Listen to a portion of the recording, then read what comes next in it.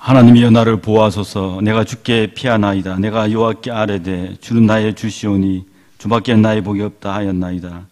항상 우리 영원한 복이 되어주시며 우리의 보호자가 되어주시는 너무나 좋으신 하나님 아버지, 세상의 복을 구하는 자리가 아니라 참된 은혜를 맛보는 자리에 감히 나왔습니다. 우리의 마음과 정성을 다해서 하나님을 경배합니다. 성령님으로 충만한 예배되게 하옵소서. 우리 영원한 중보자 되시며 세상 끝날까지 항상 함께 하시는 예수님의 이름으로 기원하옵나이다. 아멘.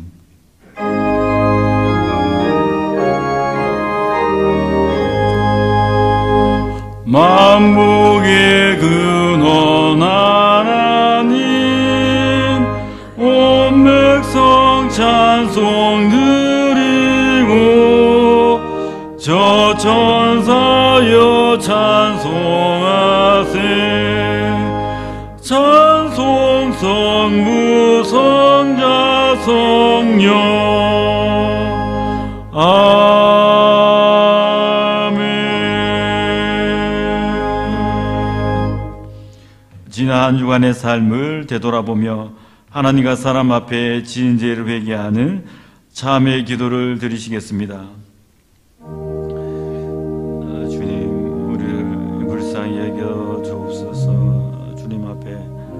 남아서 우리의 허물을 내어놓습니다.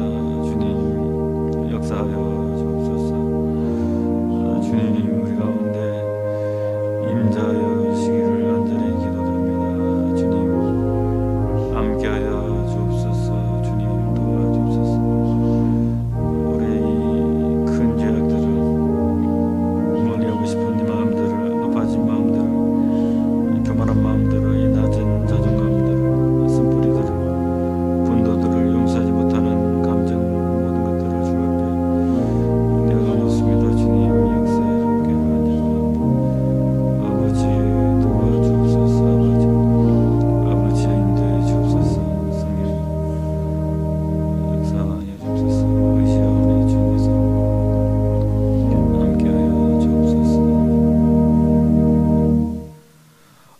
나 곧 나는 나를 위하여 내 허물을 도말하는 자니 내 죄를 기억지 아니하리라. 아멘. 성기교독은 19번입니다. 만군의 여호와여, 내 영혼이 여호와의 궁정을 사모하여 쇠약함이여, 나의 왕 나의 하나님 만군의 여호와여,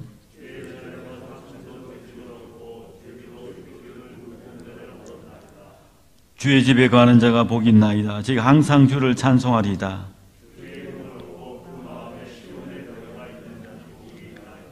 저희는 눈물 골짜기를 통해할 때에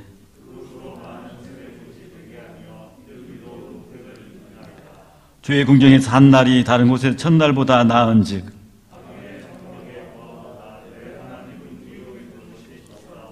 만군의 여호와여, 주께 의지하는 자는 복이 있나이다. 아멘.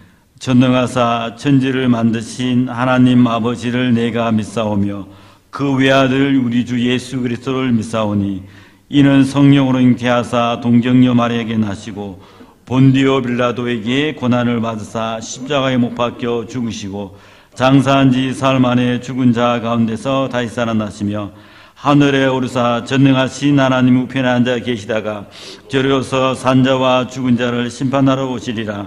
성령을 믿사오며 거룩한 공예와 성도가 서로 교통한 것과 죄를 사하여 주신 것과 몸이 다시 사는 것과 영원히 사는 것을 믿사옵나이다. 아멘.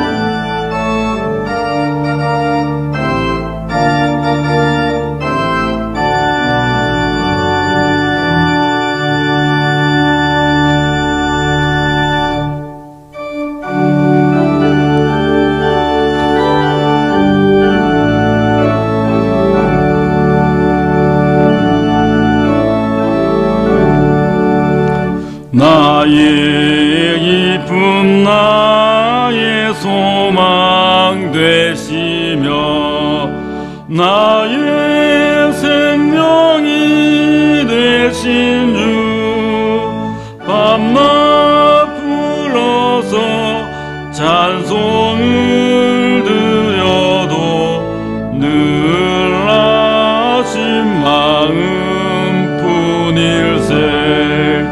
나의 사모하는 선한 목자는 어느 곳다운 동산에 양의 무리와 늘 함께 가셔서 기쁨을 함께 하실까. 길도 없이 거친 넓은 들에서 갈 길 못 찾아 애쓰며 이리저리로 헤매는 내 모양 저 원수조로 하도다. 주의 자비롭고 평안한 얼굴 모든 천사도 반기며 주의 놀라운 진리의 말씀에 전지가 와닿하도다. 나의 진정 사모하는 예수여 음성조차도 반갑고 나의 생명과 나의 참 소망은 오직 주 예수 뿐일세.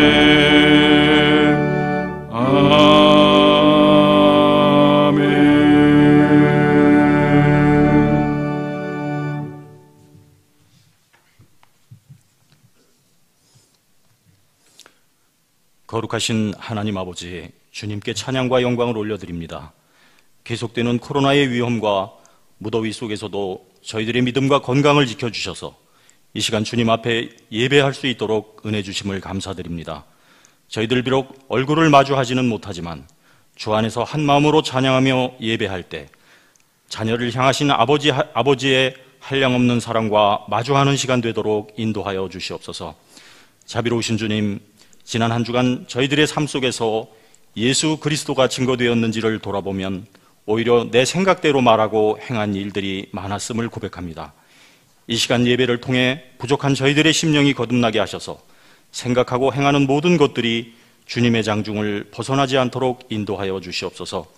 아버지 하나님, 속히 종식되기를 소망하는 저희들의 마음과는 다르게 변이들이 생겨나며 재확산되고 있는 코로나19를 바라볼 때 이 상황을 끝낼 수 있는 것은 오직 주님의 긍휼하신 은혜밖에는 없는 줄을 믿고 간구합니다.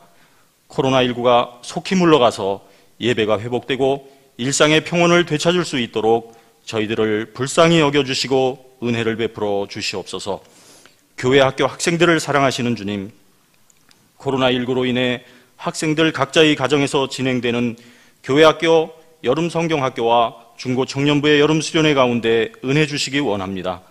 준비하시는 목사님, 전도사님, 교사들에게 지혜 주셔서 프로그램을 진행하는 데 어려움 없게 하시고 가정의 부모님들도 적극 동참케 하셔서 우리 학생들과 청년들의 마음 안에 예수 그리스도가 온전히 전해지고 자리하는 은혜의 시간이 되도록 인도하여 주시옵소서.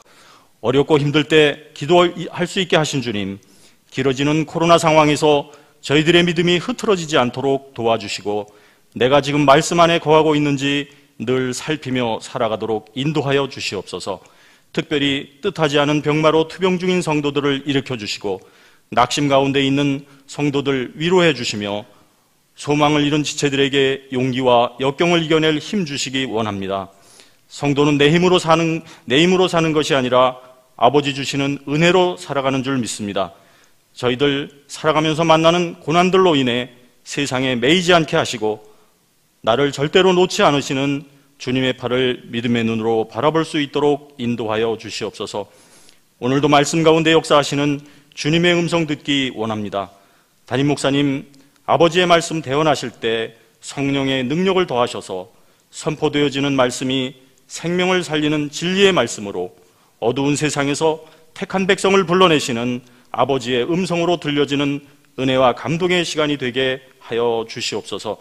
우리 생의 유일한 소망이 되시는 예수 그리스도의 이름으로 기도합니다. 아멘.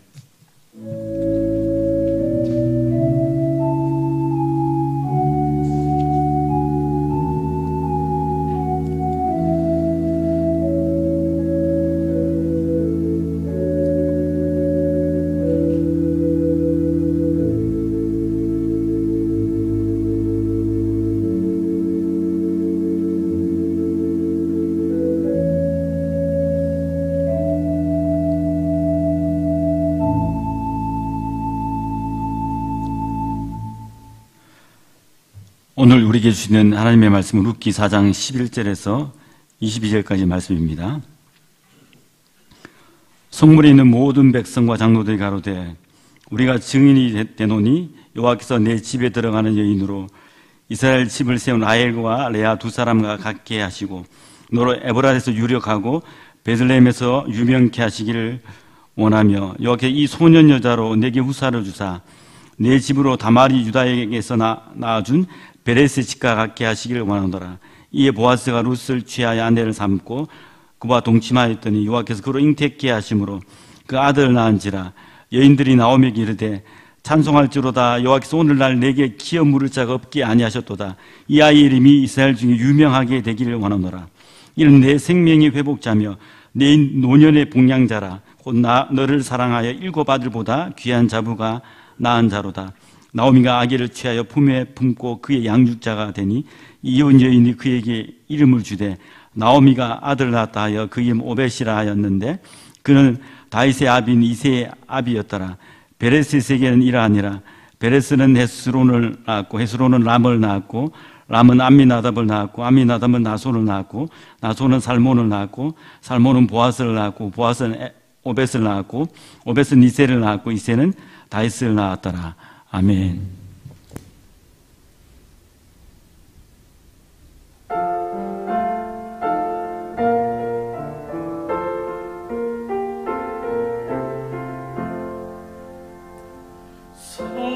사랑의 하나님 이곳에 계시니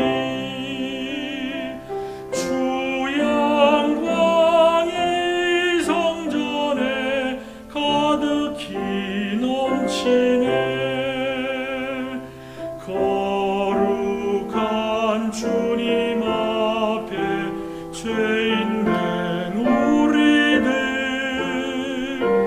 경건한 마음으로 찬양합니다.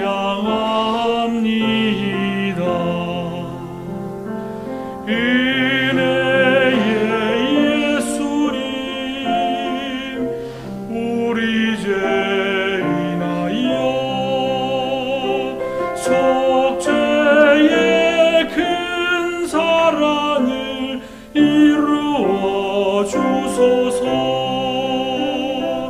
율법의 멍에에서 해방해 주시니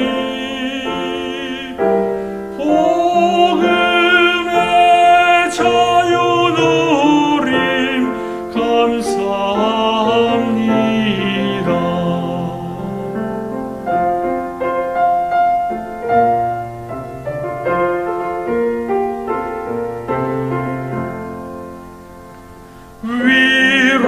위로의 성령님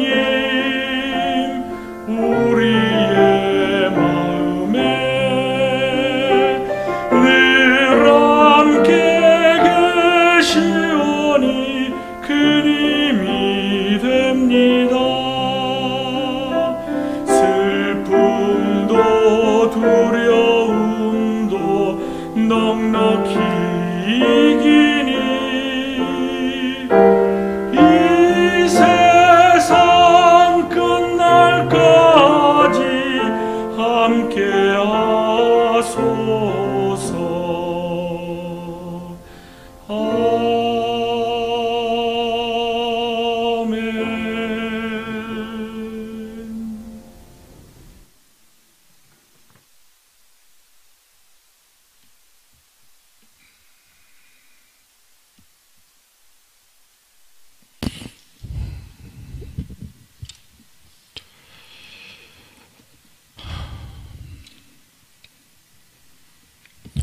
하나님의 축복이 오늘 예배 참여 모든 성도들 위해 함께 하실 바라고 말씀으로 은혜 주시기를 축원합니다.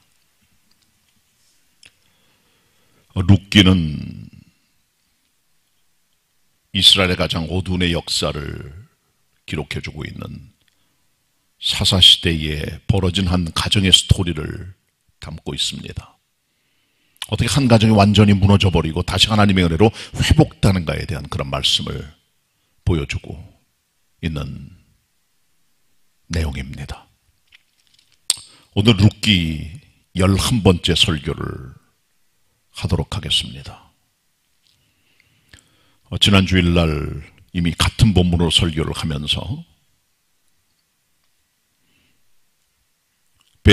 베들레헴에 있는 성읍의 백성들과 장로들이 보아스를 축복하는 내용을 함께 상고하였습니다. 욥기도 그렇지만 룻기도 해피엔딩으로 스토리로 시작이 됩니다. 처음에는 쓰고 아프고 고통스럽고 실패의 삶이었지만 어떻게 하나님께서 그의 가정을 회복시켜 기쁨의 삶으로 나가게 하는가를 보여주고 있는 스토리입니다. 오늘은 계속된 해피엔딩의 스토리가 이제 드디어 나타나는데 바로 그것은 보아스가 룻을 취하여 아들을 낳게 되었다는 것입니다. 바로 오벳을 낳게 된 것인데 이 오벳은 이새를 낳고 이새는 다윗 왕을 낳게 됩니다. 그러니까 보아스는 다윗의 증조 할아버지고 오벳은 할아버지고 이새는 아버지입니다. 그러니까 왕통으로 연결되는 족보가 기록이 되는 것이죠. 오늘은 지난주에 이어서 해피엔딩의 두 번째 스토리입니다. 본문 13절로 17절의 말씀으로 베들레헴의 여인들이 나오미를 축복하는 축복의 내용들을 살펴보도록 합니다. 그런데 이 내용을 보기 전에 먼저 우리는 여기서 어떻게 하나님께서 우리 사람으로 하여금 선택해 하는가에 대해서 살펴볼 필요가 있습니다. 사람에게 출산의 태를 열어주시는 분은 하나님이십니다. 인간의 노력으로 되는 건 아니고요. 하나님의 은혜가 인간을 출산하도록 만들어냅니다. 성경에 많은 사람들이 출산을 위해서 애를 많이 썼지만 그렇게 잘 되지 않는 경우도 꽤 많이 있습니다. 예를 들면 아브라함은 100살, 사라는 90살에 이삭을 낳습니다. 거의 두 사람 다 애를 낳을 수 없는 그런 상황이었죠. 특별히 사라는 이미 경수가 다 끊어졌고 출산 가능성이 완전히 제로입니다. 그러나 하나님께서는 그 가정에 불가능을 가능으로 역사하셔서 태를 열어주어서 사라가 90세에 이삭을 낳게 됩니다. 누가복음 1장에 보시면은 세례 요한의 아버지 어머니인 사가랴와 엘리사벳 스토리가 기록됩니다. 두 사람 다 의인이었지만은 나이가 늙었지만 무자했다 그랬어요.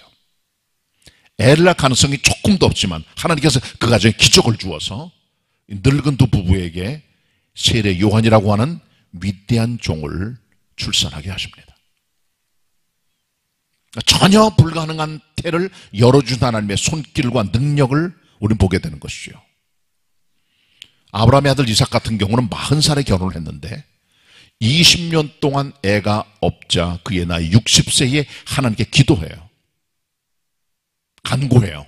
자녀 달라고. 하나님께서 그 가정을 축복하셔서 쌍둥이를 주지요. 이삭의 아내 리브가가 에서와 야곱을 낳게 됩니다. 늦긴 했지만은 하나님이 역사하시는 가운데 태가 열려져 자녀를 낳게 된 것이죠.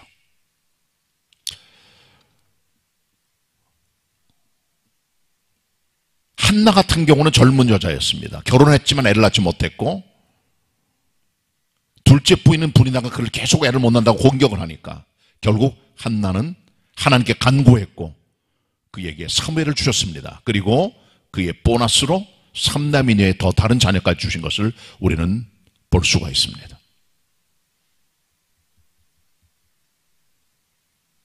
젊은 사람이 애를 낳지 못할 때도 기도할 때 역사가 나타나요. 라헬도 젊은 여성이었는데 자기 남편 야곱의 첫 번째 부인은 레아가 아들 넷을 낳았지만 자기는 낳지 못하는 걸 보고 남편에게 나로 자녀를 낳도록 하라고 남편을 성화합니다. 그때 남편이 분노를 내면서 자기 부인에게 말합니다. 성택케 하는 분이 하나님이신데 왜 나보고 그러느냐라고 했던 기록이 나와요. 이런 것들을 보면은 태를 열어주는 분이 주님이신데 인간의 힘으로 안 되는 것이 이것임을 우리는 볼 수가 있는 것이죠. 태를 여는 분은 주님이십니다. 오늘 본문에 보시면 보아스와 룻이 동침함으로 여호와께서 잉태하게 하심으로 룻이 아들을 낳게 됩니다. 주권이 주님의 손에 있어요. 하나님의 주권의 역사가 자녀를 낳을 수 있도록 성탱케 하신다는 것입니다. 잉태하는 주님은 바로 하나님 자신이세요. 인간이 아무리 노력해도 안 되는 게 자녀 문제입니다. 그래서 하나님께서 주권의 역사로 임하실 때 태가 열려지는 것을 우린 볼 수가 있습니다. 자, 본문 13절을 같이 보도록 하겠습니다. 룻기 4장 13절 같이 읽도록 하겠습니다. 시작. 이에 보아스가 룻을 취하여 아내를 삼고 그와 동침하였더니 여호와께서 그로 잉태케 하심으로 그가 아들을 낳은지라. 아멘.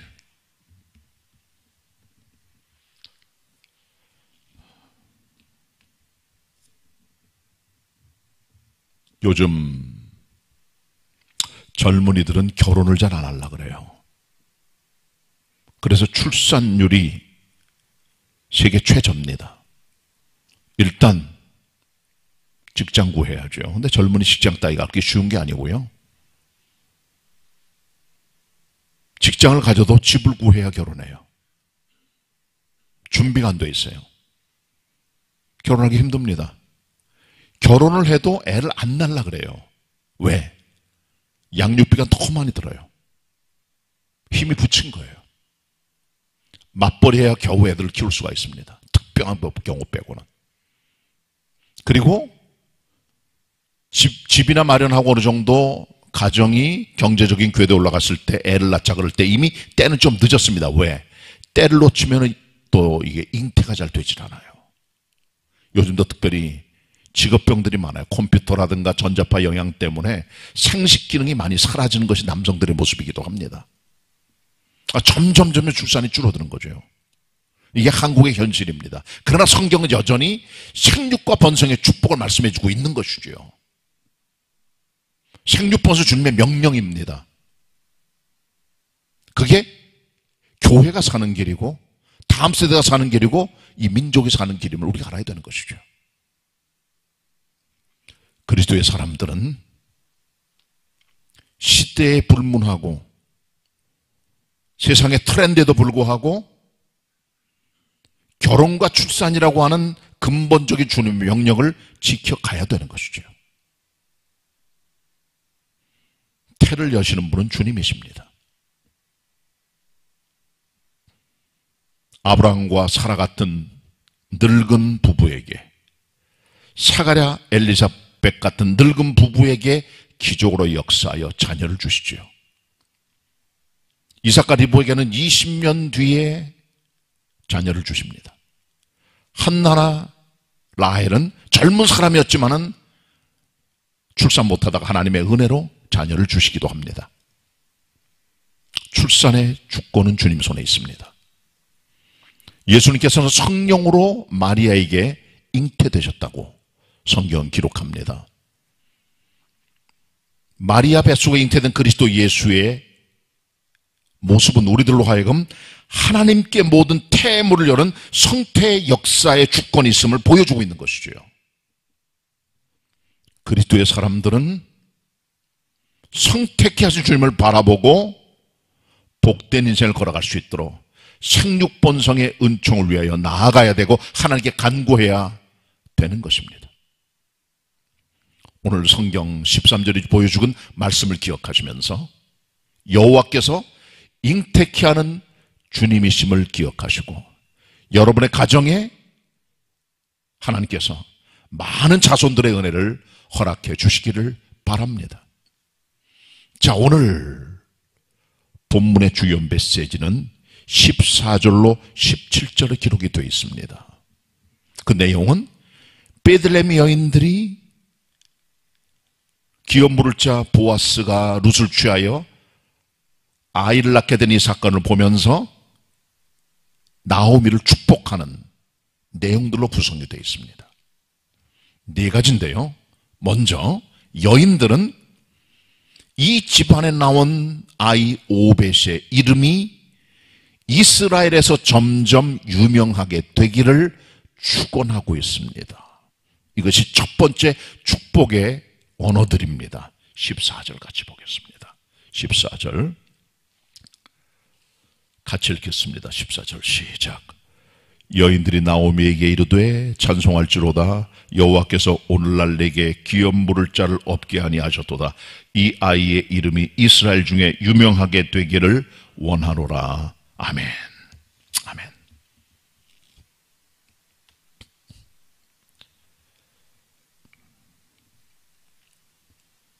베들레헴 성읍의 백성들과 장로들은 보아스를 축복하면서 네가 에브라스에서 유력하게 되고 베들레헴에서 유명하게 되기를 원한다라고 이미 보아스를 축복을 했어요.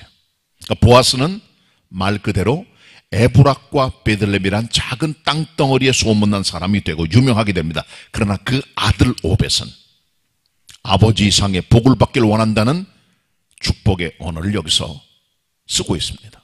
바로 그것이 무엇입니까? 오벳은 보아스의 아들이잖아요. 그 아들은 아버지보다 훨씬 더 이스라엘에서 유명하게 되길 원한다고 하는 그의 이름이 떨쳐지는 영역이 확장되고 넓혀지는 것을 발견하게 됩니다. 아버지 때보다는 아들의 때가 더 큰 역사를 만드는 축복의 언어가 여기 있다는 것입니다.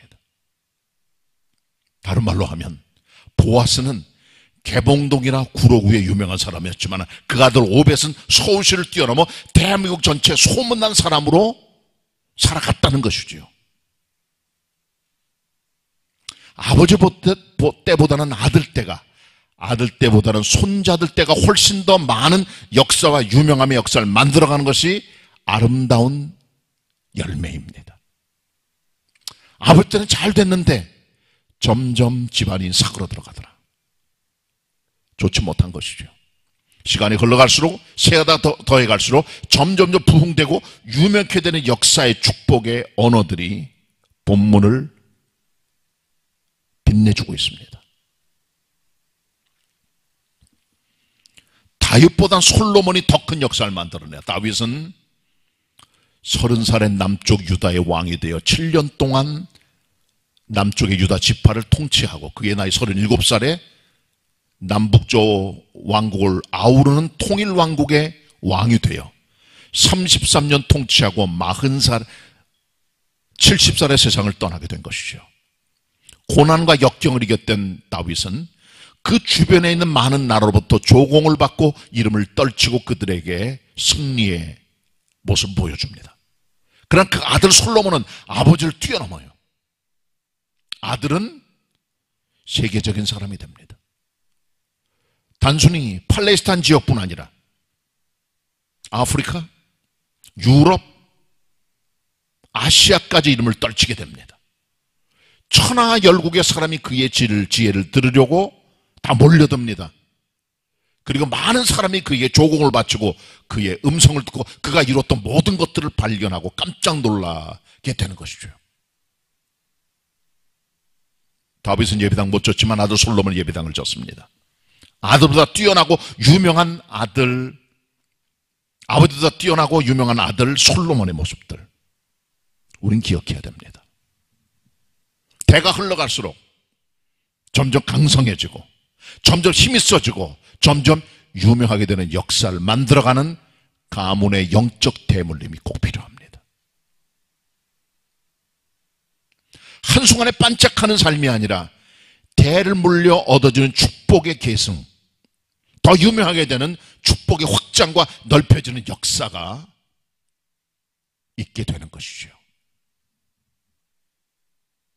기독교의 복음이 예루살렘에 들어가 3,000명, 5,000명을 주님께 이끌게 되고 이거 점점 확장되어 안디옥 교회가 선교하는 교회가 될 뿐 아니라 이거 점점 확장되어 데살로니가서 1장 8절에 말씀한 대로 데살로니가 성도들의 그 소문과 믿음의 역사가 마게도니아와 아가야뿐 아니라 각 처에 알려지게 됐다는 복음의 확장의 소문을 보게 되고 우린 더 나가서 로마서 1장 8절에 기록한 대로 로마인들의 교회가 온 세상 각처에서 그 믿음의 소문이 알려지게 되는 역사를 만들어가는 걸 보면서 시대가 흘러가고 역사가 흘러갈수록 점점 교회도 처음보다는 그 다음이 유명하게 되고 소문난 교회가 되는 모습을 우리는 볼 수가 있는 것입니다.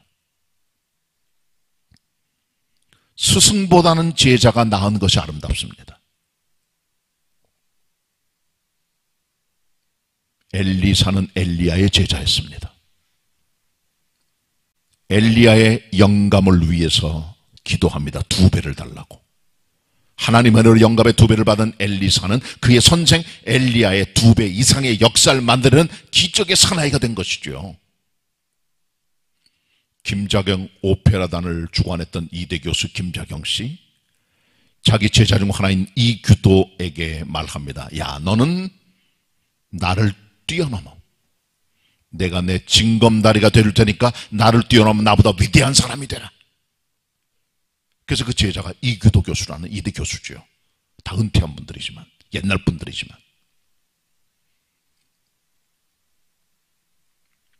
아버지 때보다 아들 때가, 지금 교회보다는 다음 세대 교회가, 선생보다는 제자가 유명하게 되는 역사, 여러분의 삶에 나타나게 되기를 축원합니다.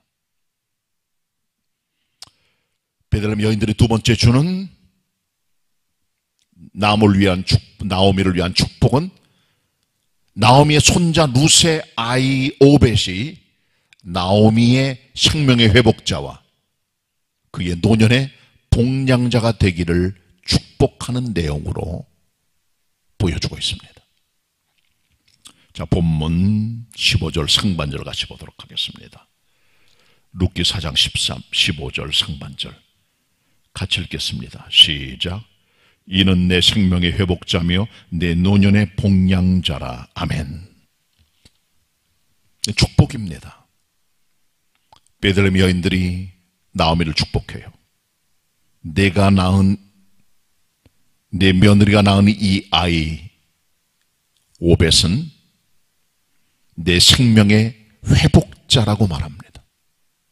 영어 성경은 A Restorer of Life, 생명을 회복하는 아이라는 거예요. 생명을 살려내는 아이라는 거예요. 부모뿐 아니라 할머니 나오미에게 이 손자라온 이 오벳이 기쁨과 소망과 생명의 원천이 되고 그 삶에 회복의 은총을 주는 소생하게 하는 역사를 만드는 아이가 된다는 거예요. 히브리 원어에는 렘 메시브 네페시라고 그랬어요. 레라는 말은 누구에게로부터, 그 다음에 메시브라는 말은 돌아가다, 네페시는 영혼과 생명으로 말합니다. 다른 말하면 생명으로 돌아가게 했다고 말이에요. 나오미는 절망의 여자입니다. 소망이 없는 여자예요. 하나님 명령 어기고 모압 땅에 갔죠. 이방 여자 둘을 며느리로 들였죠. 남편 아들 둘 다 죽었죠. 빈털털이 되죠. 고향 땅으로 돌아오죠. 며느리와 함께 며느리 시켜 이삭 죽기를 하여 먹고 살죠. 인생 바닥입니다. 소망이 없는 여잔데 이 집안에 나오는 보아스의 아이 오벳이 그 집안의 대를 이어간 대들보가 되는 거예요. 그 아이가 나오는 걸 보는 순간 우리 집은 살아났다. 레메시브 네페쉬, 생명이 돌아온 거예요. 이 아이를 보는 순간 영혼이 회복된 거예요. 다시 살아난 그 아이를 보는 순간 기쁨이 충만하게 된 거예요. 이 아이를 보는 순간 야 정말 이건 축복이로구나. 기운이 살아나고 소생된 거예요. 노인의 소망이 뭡니까? 아이들이에요. 나오미는 끝난 집안의 여자였지만 며느리 루시 보아스를 만나 그 집안의 기업 무릎을 말미암아 대가 이어지는 역사를 이어갈 주인공이 그의 손자 오벳이 된 것이죠. 이 아이가 나오미에게 생명의 회복자가 되었다는 겁니다. 생명이 돌아오도록 만드는 소생 역사를 이 아이가 가져왔다는 겁니다. 아브라함의 100살 사라가 90세에 이삭을 낳아요. 수태 불가능입니다. 하나님이 자녀를 주시잖아요. 아람과 사라는 늙음하게 낳은 아이를 보는 것이 그들에게 소망과 생명과 기쁨이었다는 거죠. 야곱은 자기 11번째 아들 요셉이 죽은 줄 알았지만 22년 후에 애굽의 국무총리가 된 것을 알고 그를 만나 하나님께 영광 돌리며 찬양을 돌리게 되죠. 그리고 애굽 땅으로 가 살게 됩니다. 야곱은 국무총리인 애굽에 있는 아들 요셉이 보낸 수레를 보고서 그의 영혼이 소생했다는 기록을 보여줘요. 아들이 살아있구나. 생명의 회복이 돼요. 더 살 이유가 생겨요. 인생의 가치와 의미가 생기는 거예요. 누구 때문에? 그 아이 때문에. 근데 많은 가정의 자녀들은 생명의 회복자가 아니라 여러분의 생명을 갉아먹는 아이들이 있어요. 여러분의 삶에 절망을 줘요. 아이들이 아픔을 주어요. 힘들게 맹길어요. 후손들은 생명의 회복자로 자라가야 됩니다. 그렇게 키워야 됩니다. 그리고 본인도 그렇게 돼야 됩니다. 내 삶이 부모님과 조상들에게 생명의 회복을 주는 삶이 돼야 되는 거예요. 나오미에게 여인들은 말합니다. 이 아이 오벳은 내 노년의 복량자라 그랬습니다. 노년의 복량자. 어떤 영어 성경은 A sustainer of your old age라고 했어요. 내 늙은 말년의 너를 부양할 사람이다. 히브리 원어에는 레칼르켈이라고 그랬어요. 레칼르켈. 레라는 말은 누구에로부터? 칼르켈은 동사 쿨에서 왔는데 그 말의 뜻은 부양하다, 유지하다 그런 뜻이죠. 쉽게 말하면 부양하는 자가 됐다는 거예요. 누가? 오벳이. 나오미는 처음에 사위였던 보아스와 며느리 룻의 부양을 받아요. 그러나 그의 인생 말년에는 이 아이가 그 할머니를 부양할 자가 된다는 것이죠. 부모님을 책임지는, 할머니 책임지는 아이가 될 수 있다는 겁니다. 자녀가 된다는 것, 부모에 대한 부양 책임을 전제로 하는 것입니다. 노년 되면 힘들어져요. 잘 섬기셔야 돼요. 부모님이 집 있으니까 됐지, 연금 받으시지, 보험도 있고, 이거 단순히 돈이 아닙니다. 관심, 사랑, 물론 물질까지 헌신하는 삶을 보여주고 있다는 겁니다. 노년의 부양자가 된다는 말은 자녀들이 가져야 될 책임일 뿐 아니라 그렇게 살아갈 수 있도록 부모가 교육도 해야 되는 것입니다. 이게 교육입니다. 여인들은 그를 축복합니다. 이 아이는 내 생명의 회복자, 내 노년의 부양자가 될 거라고. 그리고 그렇게 됩니다.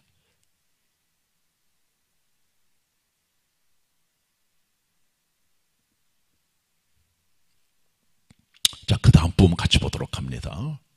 이 여인들은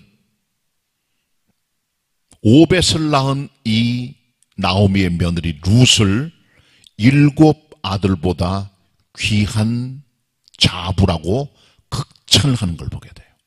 극찬을. 본문 같이 보도록 하겠습니다. 15절 하반절입니다. 곧 읽습니다. 시작. 곧 너를 사랑하며 7 아들보다 귀한 자부가 낳은 자로다. 아들 7이면 부러울 게 없어요. 하나도 귀한데, 셋도 아니고 7 아들을 둔 가정은 완벽한 가정입니다. 온전한 가정입니다. 부러울 게 없습니다. 든든합니다. 부모님께 힘이 됩니다. 욥이 그런 사람이었어요. 욥은 아들 7, 딸 3을 두었지요. 부러울 게 없는 완벽한 가정의 주인공이 욥입니다. 마찬가지입니다. 이 본문에 보면 내 며느리 자부 룻은 너의 7 아들이 있다 할지라도 7 아들보다 귀한 며느리라고 말씀해주고 있는 것이죠. 최고의 며느리로 극찬하고 있다는 것입니다. 칭찬받는 며느리가 되는 것입니다. 7 아들도 대단한 가정의 기본적인 행복을 충족시키는 요소가 될 수 있어요. 아들은 가정의 힘으로 생각을 합니다. 사람들이. 아들 하나 있어야 된다고 얘기를 해요. 근데 7이나 있잖아요. 영어 성경은 말합니다. Better to you than 7 sons. 7 아들보다 너에게는 더 아름다운, 더 귀한 며느리 룻이다 말이죠. 귀하다는 말은 히브리 말로 토바라고 합니다. 그 말의 뜻은 좋다, 선하다 그런 뜻이에요. 정말 귀하고 선하고 좋은 여자가 내 며느리라는 것이죠. 그를 극찬하고 칭찬하며 격려해주고 있다는 것이죠. 이렇게 귀한 며느리가 낳은 아이가 바로 오벳이야 라고 축복을 해줍니다.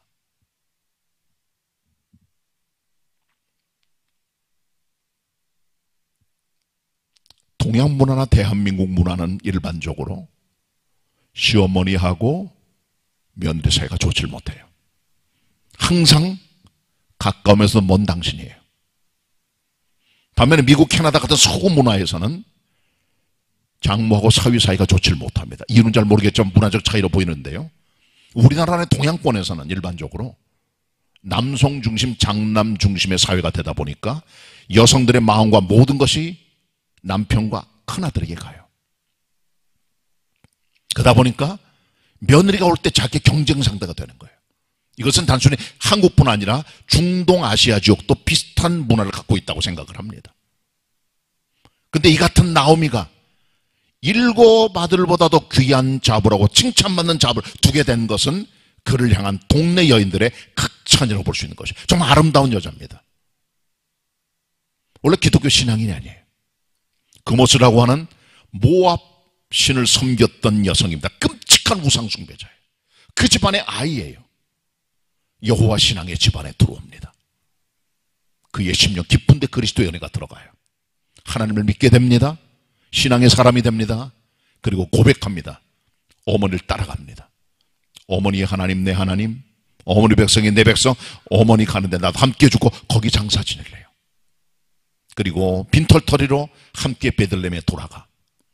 이삭 죽기 하는 최바닥의 일을 하며 자기 시어머니를 복양하며 그 집안의 대를 잇는 기업물을 사역을 위하여 보아스가 결혼해 아이인 오벳을 낳게 한 것이죠.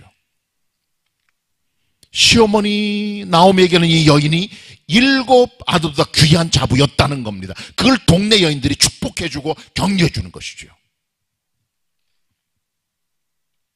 시부모들은 자기 며느리를 7 아들보다 귀하다는 마음으로 사랑해야 돼요. 며느리들은 7 아들보다 귀하게 여기는 자부가 될 수 있도록 충성을 다하는 섬김으로 시부모에게 다가가야 되는 것이죠.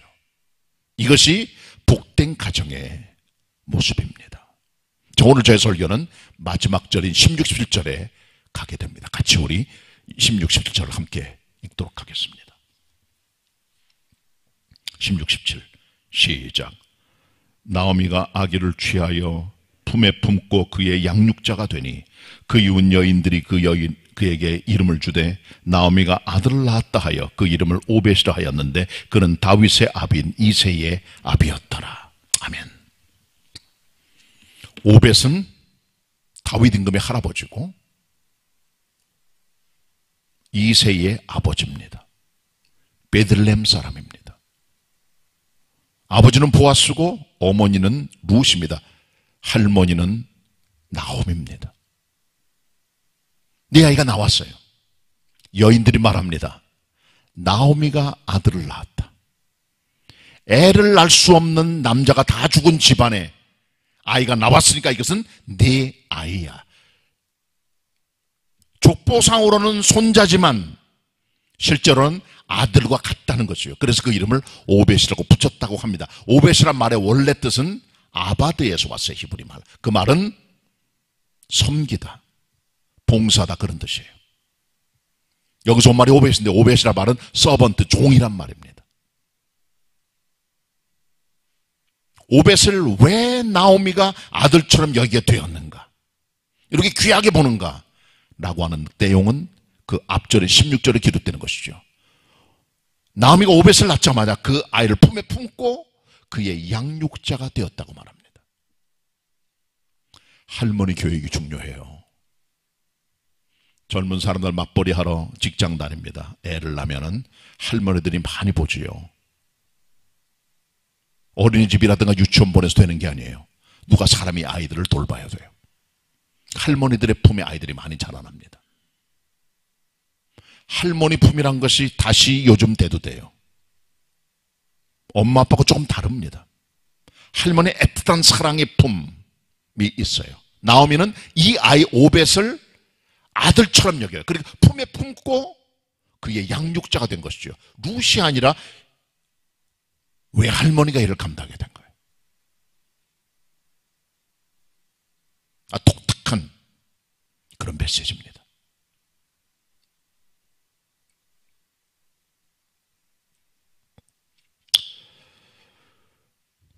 교육이 무엇입니까? 교육은 teaching, 가르치다, educating, 교육하다 라고 말하잖아요. 주로 제도적인 학교라든가 교실에서 이루어지는 교육 과정들입니다. 가르치고 배우고 학습하게 되는 거죠.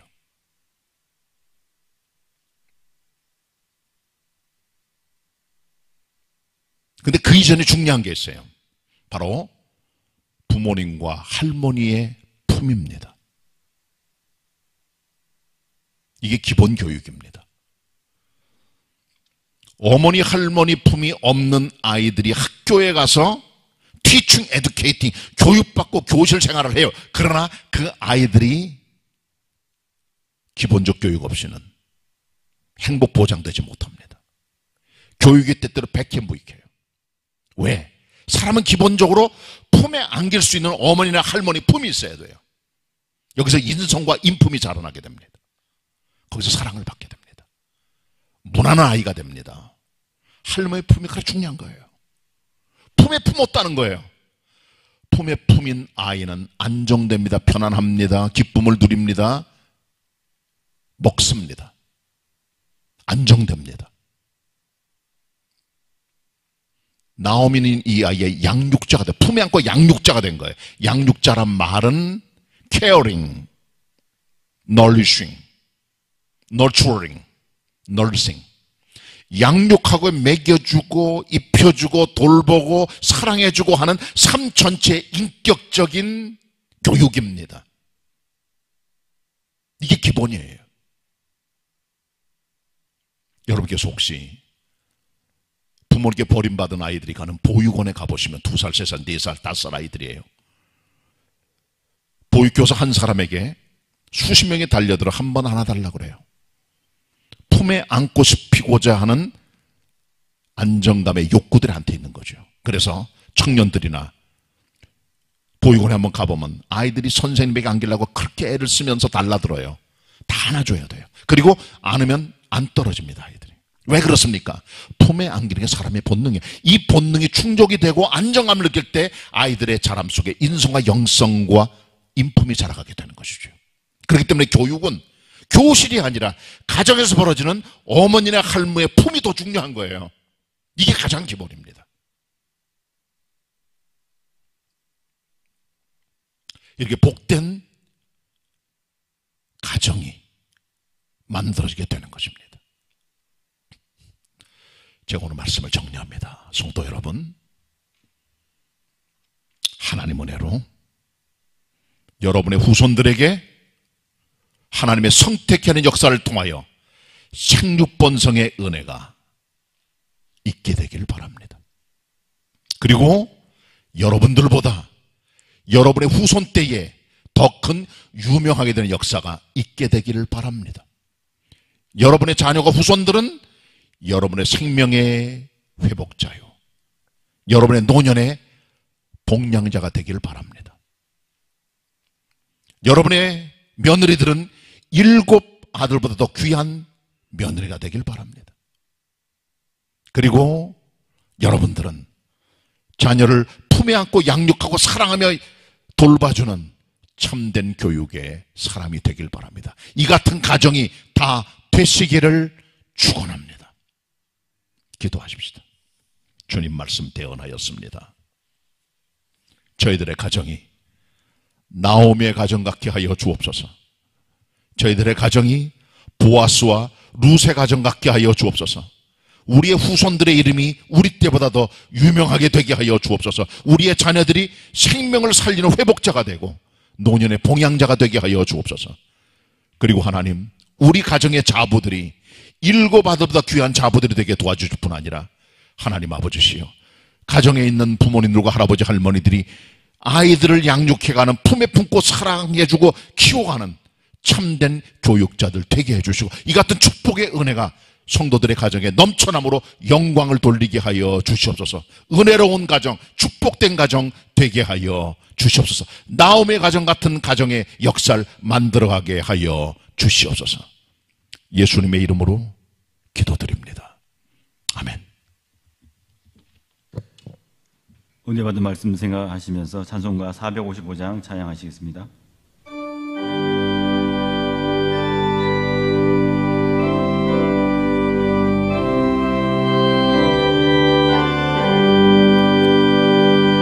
주 안에 있는 나에게 딴 근심이 있으랴.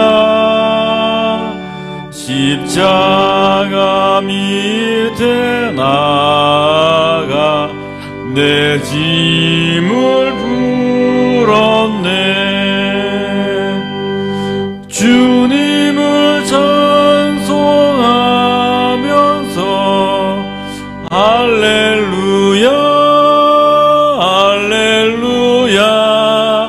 내 앞길 멀고 험해도 나 주님만 따라가리.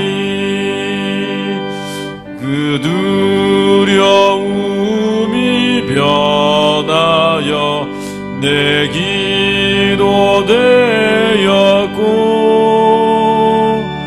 전날의 한숨 변하여 내 노래 되었네. 주님을 찬송하면서 할렐루야 할렐루야. 내 앞길 멀고 나 주님만 따라가리. 내 주는 자비하셔서 늘 함께 계시고 내 궁 밤을 아시고 늘 채워주시네.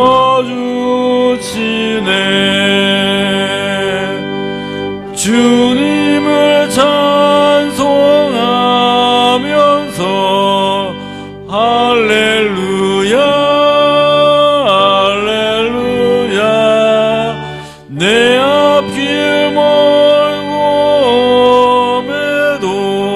나 주님만 따라가리. 내 주와 맺은 언약은 영불변하시니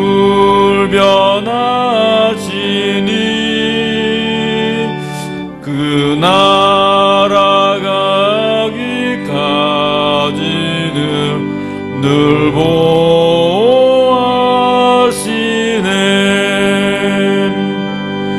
주님을 찬송하면서 할렐루야 할렐루야. 내 앞길 멀고매도 나 주님만 따라가리.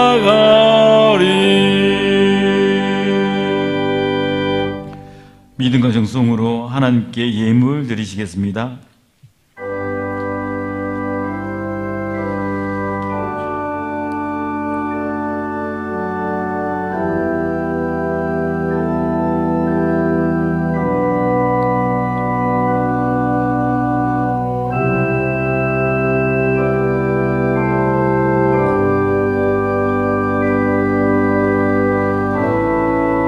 다 같이 일어나셔서 복원 찬송하시겠습니다.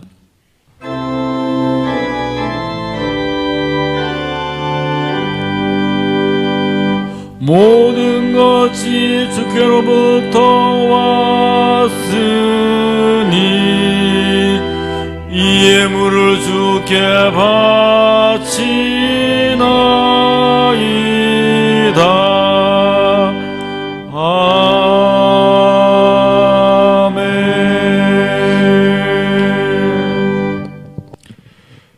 우리를 창조하시고 구속하신 하나님 앞에 경배와 찬양을 올려드리며 예물로 주님을 높여드립니다. 11조 예물로, 주일헌금으로, 감사 예물로, 해외 선교를 위해서, 건축을 위하여 드리는 저들의 사랑과 섬김의 손길들 다 묶어서 주님의 성전에 드립니다. 현장에 드리는 작은 예물도 있고 또 온라인으로 은행 계좌로 보내드리는 많은 성도들의 손길들, 섬김들, 저들의 헌금들 다 연락해 주시고 부족함이 없도록 하나님의 은총과 축복을 저들에게 가득 채우시사 신령한 복뿐 아니라 건강과 하나님의 은혜가 저들의 삶과 가정과 범사에 함께하여 주옵소서. 축복 근원 되시는 예수 그리스도의 이름으로 기도드립니다. 아멘. 네. 자리에 앉을 분 앉으시고 같이 우리 주일 인사합니다. 각 가정과 처소에서 반갑습니다. 인사 나누시고요. 네, 교회 소식 전해드립니다. 사회적 거리두기가 개편되면서 4단계로 직접 올라가 2주간 전부터 이제 모든 것들이 다 제한이 강해졌습니다. 교회도 비대면 예배를 드리면서 19명까지만 예배 드릴 수가 있어요. 20명 이상도 안 됩니다. 그런 제한을 받고 있고요. 그래서 오늘 온라인 실시간 비대면 예배를 드리고 우리 본당에는 그저 새가족 중심의 예배위원들하고 새가족들만 지금 와서 앉아 계세요. 20명 안쪽으로. 그렇게 예배를 드리고 있습니다. 조금 불편하시더라도 가정에서 시간 되시면은 3번의 예배 1부, 2부, 3부, 7시 반, 9시 반, 11시 반에 준비하셔서 예배 드려주시고, 그것을 놓친 분들은 12시 반에 올려드리는 2부 예배 동영상을 녹화해 올려드리는데 그것을 예배 드리시지만, 그러나 가급적이면은 주일 아침 시간에 3부 예배 가운데 오셔서 예배 드려주시기를 부탁의 말씀을 드리고요.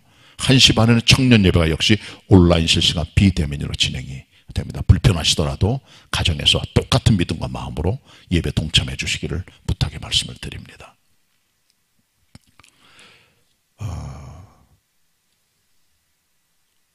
교회 학교 예배도 전부 다 비대면으로 진행이 되니까 아침 9시 올려드리는 동영상을 보고 유튜브를 통해서 각 가정에서 우리 학생들이 예배 드릴 수 있도록 부모님들의 특별한 지도가 필요하고요.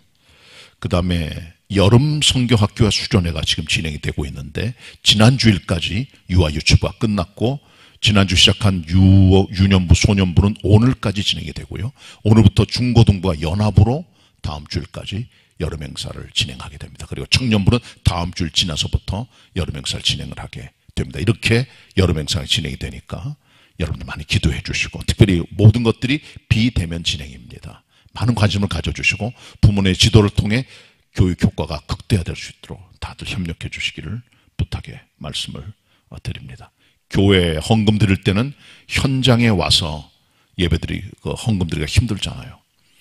그런 경우에는 가급적이면 은행 계좌로 보내시면 되고요. 주보에도 나와 있고, 그 다음에 우리 홈페이지 들어가 보면은 헌금 드리는 방법들이 잘 나와 있으니까 잘 보시고 참고해 드리시면 되겠고요. 이전처럼. 그리고 좀 못 믿어온 분이라 조금 불편하신 분들은 교회 나오셔서 행정실에 있는 헌금에 넣으셔도 저희들이 함께 재단에 드리도록 하겠습니다. 여름철 휴가가 내일부터 본격적으로 진행이 되는데 꼭 주일은 어디 가나 성수해 주시고, 코로나 조심하시고, 경건의 시간 잊지 마시고 주님과 함께하는 시간을 가져주시길 부탁의 말씀드립니다. 우리 교육자 퇴수회를 하면서 상반기를 정리해야 되는데 우리가 시간이 어디 가서 할 수 없기 때문에 주일날 오후 시간에 잠깐 모여서 진행을 하고 있고, 오늘 마지막 우리 퇴수회를 진행하면서 상반기를 정리하고 하반기를 준비하게 됩니다. 기도해 주시길 바랍니다. 새벽 기도회는 당부가 높고요. 매일 개인 기도는 중예배실에서 할 수가 있고, 그 다음에 수요예배는 온라인 실시간 비대면으로 예배 드리면서 송출하게 됩니다. 각 가정에서 드릴 수 있습니다.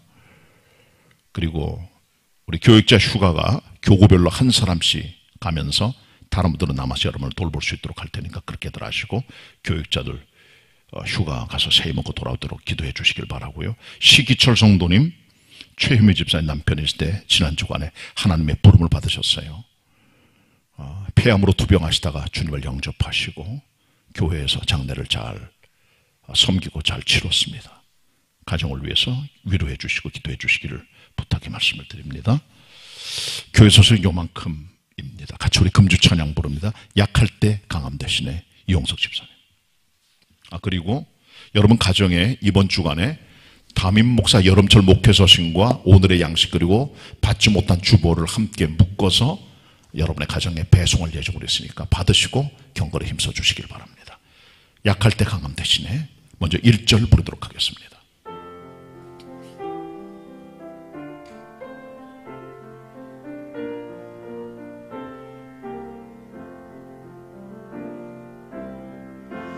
약할 때 강함 되시네 나의 보배가 되신 주 나의 모든 것 주 안에 있는 보물을 나는 포기할 수 없네 주 나의 모든 것 예수 어린 양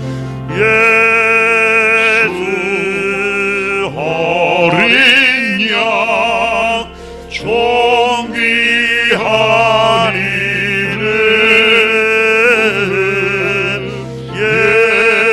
예수 어린 양 존귀한 이름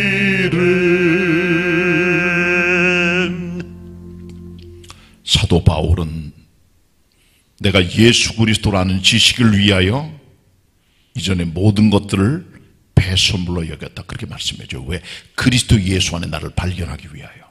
예수께서 모든 것의 모든 것 되시는 분임을 아는 순간, 우리의 보배가 그림을 깨닫는 순간 다른 모든 것들은 우리가 포기하게 되는 거죠. 우리 영생을 얻기 위해서는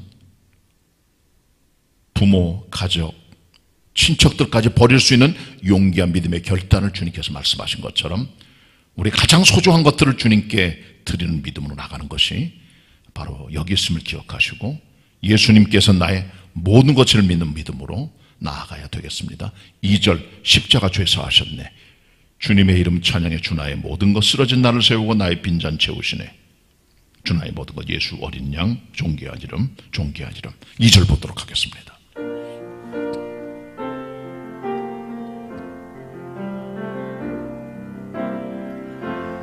십자가 제사하셨네. 주님의 이름 찬양해. 주 나의 모든 것 쓰러진 나를 세우고 나의 빈잔을 채우네. 주 나의 모든 것 예수 어린 양 예수 어린 양 존귀한 이름 예수 어린 양 존귀한 이름.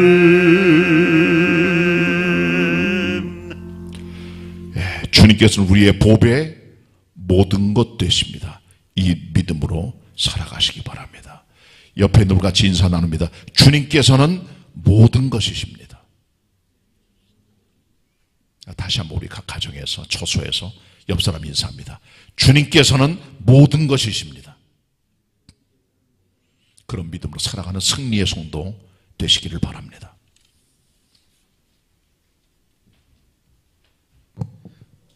다 같이 일어나셔서 찬송가 492장 1절 부르신 후에 담임 목사님께서 축도해 주시겠습니다.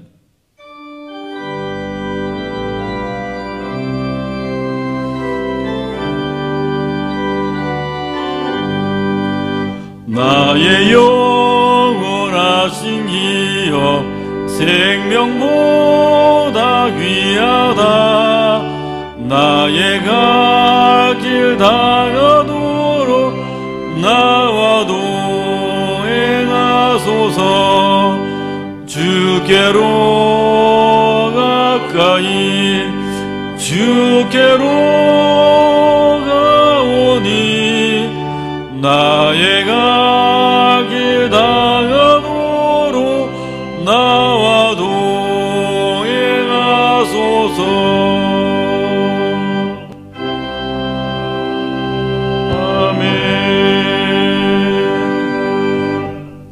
지금은 우리의 보배가 되시며 모든 것 되시는 삼위일체 하나님, 성부 하나님 아버지의 사랑하심과 성자 예수 그리스도의 은혜와 성령 하나님의 교통하심이 오늘 각 삶의 자리에서 주일을 성수하며 예배하는 모든 성도들 위해, 흩어진 개봉의 가족들 위해, 교회 학교 학생들 위해, 여러 명사 위해 영원히 함께 하시옵기를 간절히 축원하옵나이다.